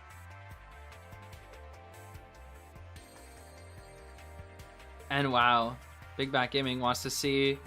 They want to see. They just want to see it gone. Delete Arms 2025. Sheesh. Poor Arms Factory. Poor Leo. Yo, BBG_Ithaqa might actually be Freddie Riley. They might actually be Freddie Riley in the lore. Good chance, good chance. Okay. Anyways, let's move on to the character picks here now. So Sharks will pick their Hunter first, and it will be a Galatea. Okay, a Galatea pick. All right. Well, that's something new at least. Finally, we get something new. We get to see ourselves a Sculptor from the side of Shark. Interesting. Wait, didn't Sharks just pick their Hunter? I think they're supposed to be the other team. Yeah, they choose Galatea. They choose Galatea. I'll take it though. That's something new. We haven't seen Gala yet. We have not seen Gala yet. What have we seen? We've seen Anne, we've seen Peddler, we've seen Naiad, we've seen Wu Chang, and I think that's it, right? I think that's it. I'm surprised there's not a ton of variety, honestly. I thought we'd see some like kind of weirdo Hunters or something. Okay, now it's BigBack Gaming's turn. They got Hunter and King to choose today. What's it gonna be first? Wait, Hullabaloo's allowed? Oh. Well. Hullabaloo it is then. Hullabaloo it is, I suppose. And Forward too. Ooh. I mean, Forward's been working out. Forward has really been working out. That's for sure. I did not know Forward was such a good king. I really didn't know. Oh, Puppet as a king is good too. Yeah, he's gonna... Dude, every time you get harassed, you get a Lewis back? Oh, man. Puppet's gotta be such a good king. That's a good idea from Shark, actually. That's a really good idea from Shark. And Puppet's very good against Hullabaloo, too. If Puppeteer had to go up against the Galatea, that would have been a lot harder because of chips. But a Hullabaloo Puppet can deal with, that's for sure. But there still is the chance that he could put him in the red color and then he won't be able to use his Lewis. So there is a chance of that. Definitely is a chance of that. But I think with all those picks, we should be good to go very soon. I think that's everything, right? Pretty sure, at least. Okay. Let's see. Yeah, we should be getting into it. Because we have all our character picks here, so any second we shall see what it will be for our last set. Let me actually change this. No, I already changed it. I already did the pin message. We're good. We're good. Yeah, I see so much support for Sharks. Everybody cheering for Team Sharks right now. That's crazy. Everybody cheering for Sharks. Which, you know, you like to see. But, you know, we got to make sure we give some love to the other team as well. Oh my goodness. We already have a Cyclops 4. Oh my. Hold on now. Hold on just a second here. A Cyclops 4 already. Now that's gonna be scary. If you already got a Cyclops 4, let me switch this up here. Make sure we got the correct score here. Oh, maybe 20. There we go. It looks a little jank, but it's fine. Here we go. Okay. Hullabaloo is allowed in Tarot. I did not even know that, dude. I did not know he was even allowed in Tarot. Hullabaloo Sculptor, Forward, and Puppet. For the Squires, we're going to see Little Girl, Enchantress, Cheerleader, and Prospector so far. Unless they decide to switch things up here. This is going to be our squad that we see. Interesting. But yeah, it looks like the Hullabaloo 4, or the Hullabaloo is a Cyclops 4 already. So that means this person is moving really fast through the ranks. I mean, the highest you can be at the start of rank resetting is Manticore 2. So they have gone from Manticore 2 to Cyclops 4 within a span of like 3 days. So that's how you know this hunter is strong. So I'm very scared for Sharks here. I cannot lie. Very, very scared for Sharks going up against this absolute menace of a hunter. But we'll see what they can do. I mean, Puppeteer, again, is a very, very strong king. So we'll see what happens here. And as a reminder, because this is early on in the tournament, every team has now showed their hand. Every team has now showed their preference. So when it comes to tomorrow, I'm sure all the teams that have won so far are going to be looking at their matchups. And they're going to be seeing, I know what you like playing. I know what I will play into you now. At least for our second set. Our first set, when it comes to Mean Girls, at least, they have a bye. And they're in round 2 without anybody even really knowing what they're going to be playing. So that will definitely add a bit of spice to tomorrow's matches. But it looks like we're going to be watching the Hullabaloo here first. He does have Insolence here. As we can see, the Presence Meter has already started to charge up here. Hullabaloo with that quick Tarot speed boost is really, really fast, I must say. So let's see here. From the Forward Little Girl Prospector, they have 2 rechargeable resource characters, along with the Enchantress and the Cheerleader Squires from the other side as well. And the Puppeteer obviously could get multiple Lewises back, depending on all this harassment. So we are going to be seeing excitement being used from both hunters here as well. So that is honestly, you know, pretty standard in these matches here. Although we don't really see the Enchantress nearby. I'm surprised that they're leaving this this Puppeteer to kite all by himself. Oh no, the Cheerleader is here. We already see an excitement being used from the side of the Sculptor. Let's see here. And yep, we are seeing the Forward Little Girl combo for the 3rd time today. Oh my goodness. How many times are we going to watch this combo? This is the 3rd time. How many times is it going to be? A beautiful flyout from the Forward and dropping that pallet at the speed of light, but Sculptor also breaking it quite quickly. And now, due to the new Persona Web adjustments, we do actually see that the Forward can see the Sculptor's location there just for a little bit. Look at how fast she breaks that pallet. Oh my goodness. That is max pallet break on that Sculptor. Going for a quick little speed bonus here. Looks like the Puppeteer is actually in a bit of trouble here when it comes to the Hullabaloo. Although Forward actually did get the little girl chipped off of him here. He will just go for a dash, and knowing that, the Sculptor will go for a quick hit on the little girl to grab a little more presence. Both hunters are actually really, really close. Oh, the Hullabaloo just jumped down there. They're both really close to full pres, I must say. Hullabaloo, though, is very close to getting down this Puppeteer. Let's see. We do not see a Lewis being used just yet. This is really good diligence from Luca at IHOP. And will actually, was that an Undaunted? That was Undaunted. They Undaunted the Hullabaloo's attack. That was really good from this Lewis. And now has a shield to work with temporarily here as well. This is very well played from the side of both teams here. Not a single king going down just yet. Will we see a snipe onto the Puppeteer? Let's see. We're going to see a good clean snipe. We're not going to see it, actually. No snipe just yet. Using an L pad to get it further, and the confined space from the sculptor actually getting in the way of this puppeteer and getting a huge hit without using a Lewis. And he goes down with the double color. And there's no harassment. The first down is going to be from this Hullabaloo, putting the puppeteer in the chair. But I don't think the sculptor is very far behind. One more hit onto this forward will be the down.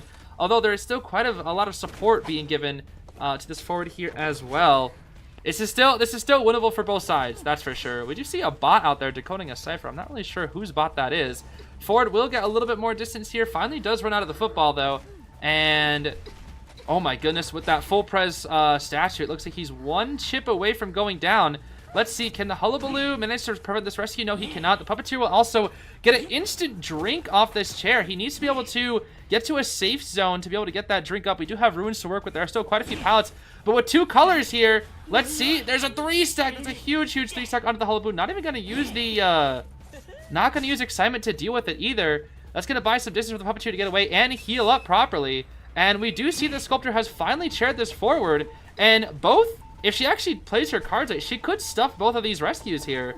She does have excitement to work with for this prospector, who is now 1 chip away from death. But we do see a slide out here. Let's see. Ooh, we do actually get the successful rescue off onto the forward here. And a pallet stun to boot, but for some reason... Oh, that wasn't a pallet stun. I guess it was... I don't know what I just witnessed there. What the heck? There is so much happening here. The forward does go down, and so does the prospector. Oh my gosh, do we see a comeback from the side of the sculptor too? Because this Hullabaloo is in the lead, and reminder, this is a Cyclops 4 Hullabaloo. But right now, this sculptor has 2 chairs, and the puppeteer is still getting away. And Lewis, was that a Lewis? I'm not sure. I don't know if that was a Lewis or what. I couldn't really tell. I don't think it was. I think it just broke through, and I think he just had to have enough HP remaining. I think. It's kind of hard to tell when it comes to Taro. Wait a minute. I think the little girl has to get this rescue. She doesn't get it. That's going to be a win for the sculptor. That's it. And she picks up her own puppeteer before the... No way. Another comeback? Another comeback. The Hullabaloo had the early lead. But the sculptor got the comeback. That is like the 3rd comeback we have seen today. Oh my gosh. And I think that's Shark's point, I believe. Is it not? I think it is. Yeah, that's Shark's. That is Shark's point. Oh my goodness. How many comebacks are we gonna see today? That is like the 3rd one. I swear, bro. Taro, you just never know what's going... Well, you never know what's gonna happen when it comes to Taro at this point. I feel like it's so hard to predict now. Because like every single time I see a team have a lead, the chance of it switching is just insane. The amount of comebacks I have seen in this tournament so far is just insane. I don't think anything will beat that Wu Chang like half-second getting to the chair though. That was like the most intense one so far. How it just came down to quite literally a half a second on who won or not. Rank means nothing in Taro. That's what I'm learning to find out here. Like I see this, you know, Cyclops 4 Hullabaloo, and I'm thinking, well, you're picking one of the best characters in the game and your rank is high. Surely you're gonna win this, but that's in rank. That's not Taro, you know? Taro, it's a whole different game.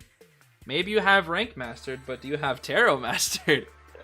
I don't know. That's what we were talking about just earlier, and it seems like that is not really the case. It seems like they're just too different. Can't really predict who's gonna win. It's not all just about ranks, huh? Not all just about ranks. I think I forgot to quickly show both of these teams as well, or did I? No, I think I did. Never mind.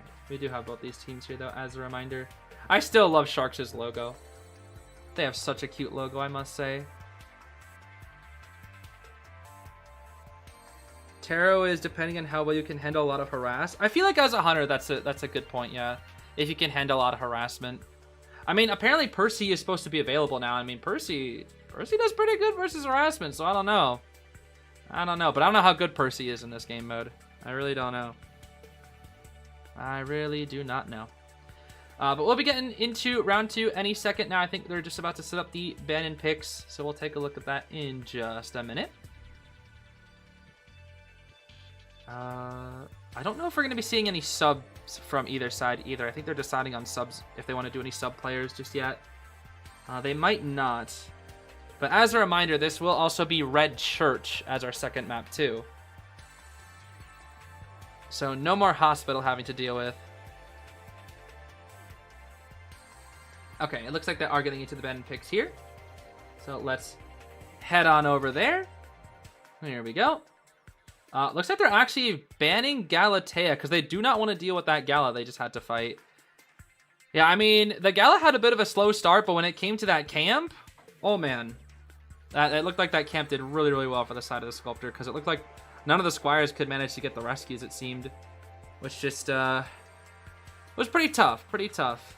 Pretty tough indeed. And they banned forward too. Okay. So it looks like both things that we just saw, the forward and the Galatea, are going to be banned out here, which does make sense. And now they have to pick a hunter that isn't Galatea. So the question is, what do they have? What do they have here outside of the Gala? Will it be Hulla again? Disciple. It's going to be Anne again. Okay. I mean, Anne just deals with harassment so well. I don't blame people for picking Anne. She's just such a good anti-harassment hunter. Truly is. Truly, truly is. But yeah, Sharks currently have the lead. So, BigBack Gaming, they're gonna need to see that. They're gonna need to see that Anne go crazy. That's for sure. So they have to pick a hunter that isn't Galatea, Disciple, or Forward here. Let's see. What will Sharks pick? Will they go for the Wildling? Do they still have Puppet? Oh, no, sorry, I meant Hunter. So it's Hullabaloo. Okay. So this time it's Hulla. This time, Sharks is picking Hullabaloo. Interesting. Okay. So Hullabaloo will still see that play. Not really what I was expecting, honestly. And then what about the king though? They still have to pick a king. What's their king gonna be? Will they do Puppet again? It doesn't look like Puppet's banned. They have Puppet. They could do the Wildling strat. I mean, Wildling has seen so much play today. Perfumer. I wonder what else.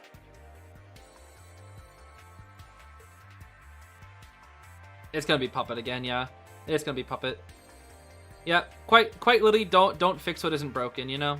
Don't fix what isn't broken. Okay. Well, I think we are now gonna get into round 2. Let's get things set up here. And we should be good to go. Or wait. I think I missed something. Ah, yes, I forgot they didn't pick their king. Wildling. Okay, so it's gonna be Wildling versus Puppet. So that is still very tanky, though. Still very, very tanky. Very, very tanky teams. Wildling and Puppet. Wildling and Puppet. Yeah, Wildling, I think this is what? Is this 3rd or 4th pick, I think? 3rd or 4th pick today? I don't know. He's been picked a lot today, though. So much Wildling, bro. So much Wildling. Okay. And then we're going to get to the Squires. All right. So now we're getting into it. Kind of jumped the gun there just for a little bit early. I guess I'm a little too excited. Jumped the gun. Yo, where's that Cordy at? I'm so funny. Yeah, right. Okay. So now it's Red Church. This is set 3, round number 2. So by the way, if Sharks wins this, that's it. That's going to be the last match. So I know people are cheering for Sharks, but I kind of want to see BigBack Gaming get a little bit of a comeback here. Because again, I want to at least see one round 3 today. Just one of them at least. Just one of them. Let's see here. Let's start getting into it. Let's make sure we change this to be an accurate score. Sharks does have 1 point right now. And we'll see how it goes. We're getting into it right now. Here we go. All right. Let's see what the Squires are going to be. I think that's the funniest thing is we don't get to see the banded picks on the squires. The picks on the squires just happen. We got the Hullabaloo S tier too. Oh my goodness. Rocking the Hullabaloo S tier. Okay, I see a priestess pick is interesting. I don't know how I feel about the priestess pick because if you pick okay, they're not going priestess, never mind. Because priestess, I was gonna say your enemies can use those portals too. If the hunter doesn't go through them, your enemies can use the same portals, the long portals, etc. I'm pretty sure they can use them too. So I don't know if I really agree with the priestess, but looks like squires will actually be the same on both ends, both having a cheerleader and both having an enchantress. The only difference is the kings, wildling and puppet. Both very tanky. I think both of these kings can do very, very well here, because like puppeteer can die, get revived, and quite literally have another Lewis to use with cheerleader. And then same with wildling, like he can die, get revived, and then hop on his boar. Like I feel like fundamentally these two survivor comps are just they just work so well. It's just gonna come down to which hunter can easily deal with it better. I mean, there's no attack recovery with Hullabaloo, which makes him pretty good against wildling. So that's a good matchup. But then Anne can seal off the puppeteer's Lewis's, so that's also makes it a hard matchup for the puppeteer. So there's all sorts of counterplay going into this match here. It's just gonna come down to who can outplay the other one and who can do it faster than the other one. It's all about speed, is what I'm noticing a lot when it comes to tarot. It's all about that speed. All right, and Mike Gaming. Let's see how this goes. Both going to use their speed boost here. Both actually have Insolence. Insolence Hullabaloo and Insolence Anne. Let's toggle out the items here and see where we're going first. Looks like this Anne is going to head towards straight to the survivors. Kind of have themselves a bit in the corner here. Both cheerleaders are cheering on so hard for their kings here. And we're just gonna completely ignore that cheerleader on the side of the Anne. Don't even want to deal with her. While the enchantress is gonna be decoding. Actually, two of the enchantresses are decoding. That's interesting. I guess they want that decoding progress here to get them access to that borrowed time potentially for late game. They're kind of investing into that late game. They're decoding right now. That or just want to get a little bit of points here. Puppeteer will actually cross in time. Cheerleader will be hit a body block, but that will be a Lewis hit actually, not a full hit onto the Puppeteer. What a good usage of that Lewis. Cheerleader body block didn't go through, but the timing that she had was so good because she was able to make it so Anne's hit was slightly more delayed, which allowed Puppet to get the Lewis off in time, which was very, very, very, very good play. And she's making a lot, she's had to catch up to distance onto this Puppeteer, doing quite good for herself because she has that insolence. But let's see how the Hullabaloo is doing right now. I mean, the Wildling does no longer have a boar and has already taken a hit. If he can get a red here onto this Wildling, let's see. That will be the next hit. The red will slow him down here. Okay, the Hullabaloo has presence for days right now. Oh my goodness, has so much presence right now. And look at how fast. I've never seen a Hullabaloo break a pallet that fast. Oh my goodness, that is crazy. Oh right, I completely forgot. Wildling's not that good against Hullabaloo because his hits go through the boar. Oh, I completely forgot. Oh, I don't know. I think this might be the win for Sharks now. I completely forgot of how good that matchup is for Hullabaloo. And the Anne is still chasing that Puppeteer. Did they get the rescue? They do manage to get the rescue onto the Wildling, but with no attack recovery, this Hullabaloo is just sweeping through. Look at that, dude. There's no time being bought. And he doesn't have a boar. He's gonna go down. Ooh. Ooh, there's the pocket watch, though. That should buy a little more time. The Enchantress gets hit here. Oh my goodness. It's all happening so fast. Let's see how the Disciple's faring. This Lewis has so much distance here. Cannot seal off that Lewis. That drink is going to get off. I think this might just be the win for Sharks at this point. I mean, you already have the Wildling where you want him. Flywheel Wildling is crazy to see, actually. And yeah, I don't know. We do see the decoy being used here. The decoy does not grab it. Oh, that's going to be going to seal off the Lewis. Yep, see, this is why Puppeteer, as long as you know what you're doing, you have a pretty good matchup, and it looks like Luca at IHOP definitely knows what they're doing in this Anne matchup, that's for sure. Let's see. We're going to toss out some cats here. There's the decoy again. Yeah, decoy being used quite effectively versus this Anne, and she's lost now. She has no idea where the Puppeteer is. She's completely lost. He's all the way at back 8 now. Oh my goodness.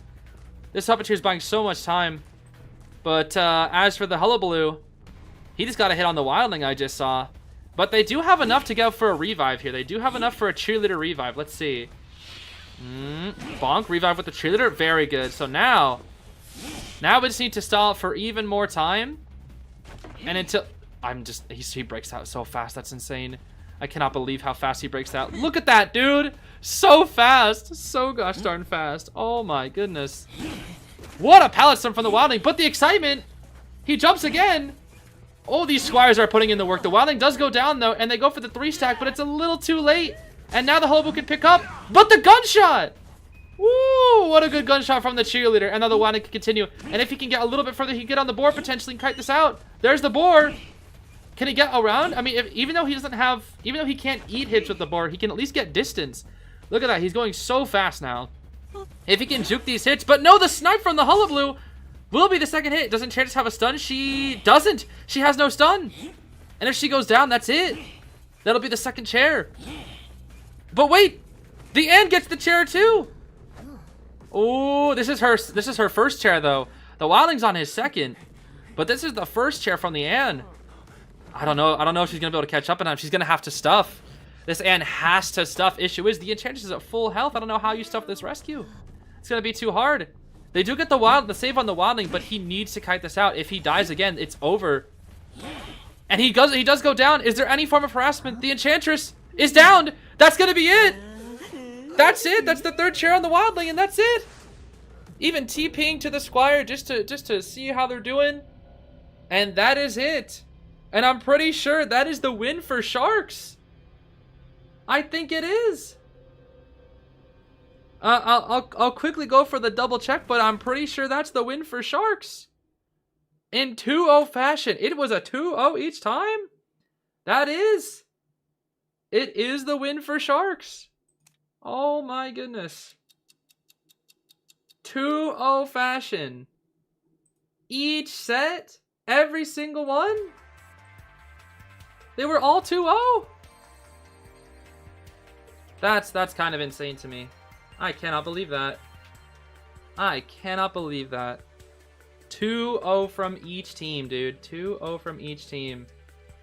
And Sharks are the winners. They get the win in the end. That was impressive. I mean, listen. Good work from Sharks. Really, really good work from Sharks. They even used the own Hullabaloo pick against BigBack Gaming. That's insane. Sheesh. Dude, Tarot is so exciting. Oh my gosh. Tarot is so exciting. I forgot how fun watching Tarot matches are. Oh my goodness. Those were 3 intense sets, dude. Even though they were 2-0s, it's not like there was ever an extremely dominant game. I feel like almost every single game was just so insanely close. Couple games leaned in, a little more easily, but so many of these games it could have just gone to the other side as well. It was just so close. You could tell that these teams were bringing their all to this tourney, dude. Oh my goodness, they really put on a show, that's for sure. They did just so well, dude. They did so very well. Okay. And all right, I think we have tomorrow's bracket here now. Let's quickly see if I can grab this here. I think we already have our bracket here made for tomorrow. If I can quickly show it up here. Let me see if I can grab it. Might take just a minute, so give me one quick sec. There we go. So with all 3 of these teams getting their victories, this is what we'll be seeing tomorrow. It is Mean Girls versus Xena, the victors of the first set. And then for the semifinal second match, we'll be seeing Sharks versus Great Value. And then whoever wins between those two will go on to the finals. And that will be a best of 5. And as a reminder, that is the finals for the NA region.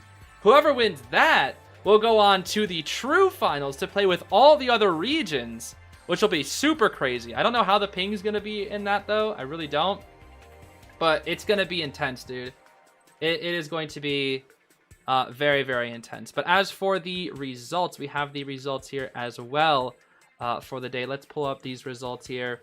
Once again, it was 2-0 fashion for each team. Xena, Great Value, and Sharks all winning in 2-0 fashion is absolutely insane.